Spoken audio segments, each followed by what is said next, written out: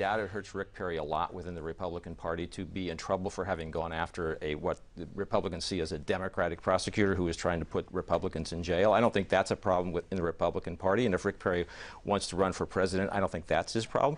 I think the problem is it does create a huge distraction and does get in the way of the process of getting out of the governor's office and moving onto a wide, smooth path toward the Republican nomination. And I don't think anybody doubts that's what Rick Perry has been setting out to do over the last few months.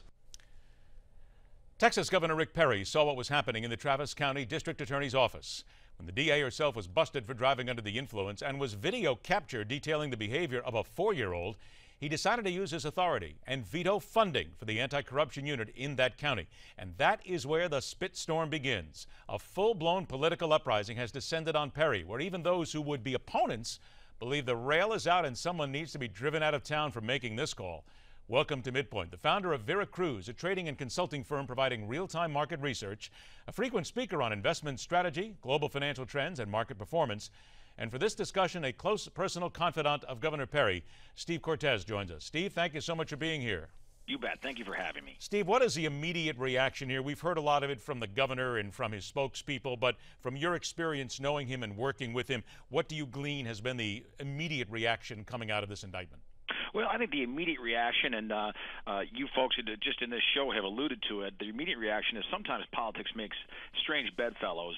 And when you can have liberal Harvard law professor Alan Dershowitz agreeing with his former pupil, Senator Ted Cruz, the very conservative senator from Texas, and by the way, they don't agree on much of anything. They wouldn't agree what day of the week today is, but they both agree that this prosecution is a farce.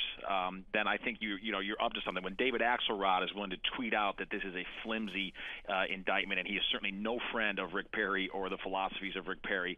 I think what we're seeing here is alarm among intelligent people at this trend toward trying to criminalize political differences, and the governor's been very insistent on this, that in the United States we don't solve political differences through indictments. That's something you expect out of countries like Iran or China. It's not the way we do things here in America. We settle differences at the ballot box and in the court of public approval and public opinion, not the court of criminals. Let me bring up, you mentioned David Axelrod, so I'm going to show our audience here, the Democratic strategist, of course, very close to the president. Here's exactly what he said.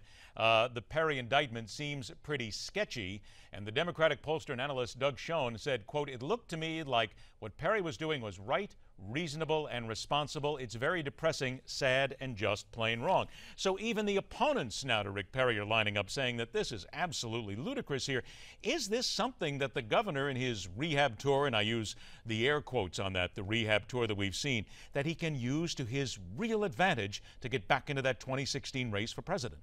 You know, I think it is possible. I mean, I think on balance, look, it's a distraction that Perry and his supporters like me would probably rather not deal with, to be perfectly honest. But is there the potential that it can actually catapult him upward and onward within the 2016 race, assuming he does indeed make that decision? I think there's at least that potential. And I'll tell you one thing that that heartens me as a Perry supporter is that he has really been dominating so far the news cycle, particularly among governors. Between the border crisis and I think the real leadership that he showed as a governor, far more leadership than we saw out of Washington in the border crisis, and now continuing into this imbroglio, and even though obviously no one wants to be indicted, the fact is he is still very much front and center in the news cycle. And I think the more Americans pay attention to Rick Perry and to his record, the more impressed they're going to be. And so I think this is an attempt by the district attorney and by some, there's a phrase in Austin to keep Austin weird. It's sort of their unofficial city motto. They're certainly keeping it weird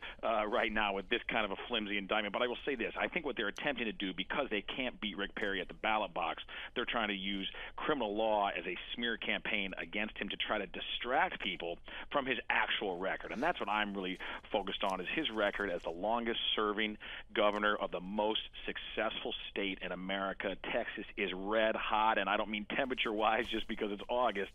It is a place that is booming that the rest of America should emulate. If you compare Texas to California, for instance, two of our largest states, since the financial crisis, Texas has created over 1 million new jobs. California, during that same period, has only created about 60,000 jobs. Similarly, California is about 1.5 times the size of Texas, and yet Texas exports more to the rest of the world than does California. So the Texas record and the policies of Rick Perry are clearly working, and those policies are low taxation, restrained and predictable regulation, and perhaps most important of all is embracing our domestic energy potentials and capabilities. All of that has created an environment about jobs and growth, and ultimately that's the story of Rick Perry, not political infighting in Austin. Steve, knowing full well that you're not an attorney, neither am I. Both of us just play one on TV for the moment. Right. And here comes a lot of the different words that are coming in, a lot of the different commentaries. In the Huffington Post yesterday, it said if Perry were able to get Lemberg to resign, he'd have the authority to appoint her replacement, which would likely be a Republican. Quote, he used the veto to threaten a public office holder. That is abuse of the power of the office. This is what you're facing right now, and this is what I believe a lot of the legalese will be based on. Right. And, look, I think that when you do get into the actual legalities here, and again, yes, I'm not a lawyer, but when you get into the legalities, this is an important distinction, and Perry himself made this, but I haven't seen it much in the media. He wasn't saying that the people of Travis County, she's a district attorney of Travis County, the people of Travis County can't have her as their DA. Of course they can, and Perry doesn't have the right to remove her. What he did say, though, is if you do not, because you are no longer fit for that office because of your behavior, because you committed a serious crime, and on top of that, you abused those who, in some respects, are your employees, the law enforcement officials. You abused them and treated them terribly during the booking process. Because of that, you're not fit for this office. So if you will not remove yourself from this office, I'm going to make sure that there's no state of Texas money spent on your office. And so that's, I think, a crucial distinction. He wasn't putting pressure on saying the people of Travis County can't decide which DA they want. He was saying that, but he is responsible for state money, and the state would no longer fund an office which is headed by somebody who cannot credibly head a law enforcement division. And look, I mean, I think anybody would agree that if an Austin patrolman, just say a low-level policeman, were arrested for DWI and acted the way that she acted during the booking process, I think anyone would say probably no longer fit to be even a policeman, much less the chief prosecutor for a county and for a special state of Texas office. So to me, the merits of the case all fall on Perry's side, and while I have no doubt there'll be some sophisticated lawyers